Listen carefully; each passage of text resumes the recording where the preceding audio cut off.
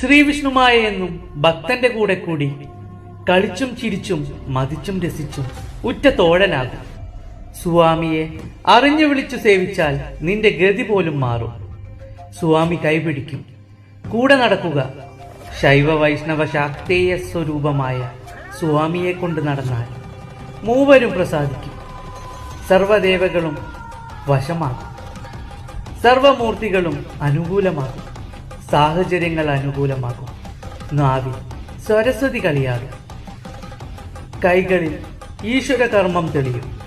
ശങ്കരപുത്രനെ സങ്കടനാശനെ നെഞ്ചോട് ചേർത്തെന്നും സേവിച്ചു പോന്നിടാം. എന്നാളും എന്നിലെ പാതിയായി വാഴണേ ബാലകരൂപന് ശ്രീവിഷ്ണുമായ.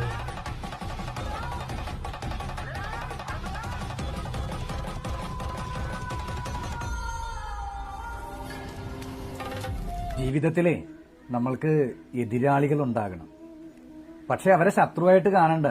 എതിരാളികൾ ഉള്ളപ്പോഴാണ് നമ്മൾക്കൊക്കെ വിജയം ഉണ്ടായിട്ടുള്ളത്. അവരെ ശത്രുവായിട്ട് ഒരിക്കലും കാണരുത്. വിജയം പൂർണ്ണമായിട്ടും ഉണ്ടാകും. നമ്മളുടെ ജീവിതത്തിൽ വിജയിക്കുന്നതും എതിരുള്ളപ്പോഴാണ്. എന്താ ഇപ്പോ എന്നെ കാണാനൊന്നും വരവില്ലാലോ? എന്റെ ഭക്തർ ഇടയ്ക്കിടെ എന്നെ കാണാൻ വരുന്നതാ എന്റെ സന്തോഷം എന്ന് അറിയില്ലെന്നുണ്ടോ?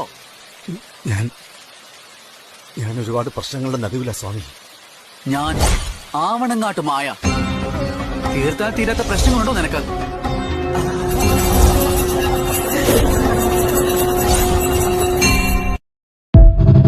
ഭയക്കേണ്ട. നിന്റെ നാശത്തിനായി പ്രവർത്തിക്കുന്നവരുടെ പതനം നിന്റെ കൺമുന്നിൽ തന്നെ നിനക്ക് സ്വാമി കാട്ടിത്തരും.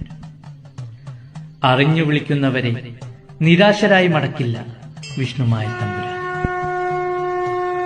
തോറ്റുമടങ്ങുകയില്ല, ചേർത്ത് നിർത്തി സംരക്ഷിക്കാൻ ചാത്തൻ സ്വാമിയുള്ളപ്പോൾ. എന്റെ നാമം ഉരുവിടുന്ന ഭക്തർ എന്റെ സംരക്ഷണത്തിലായിരിക്കും. എന്നിൽ അഭയം തേടിയ ഭക്തർക്ക് മുന്നിൽ ഞാനുണ്ട്.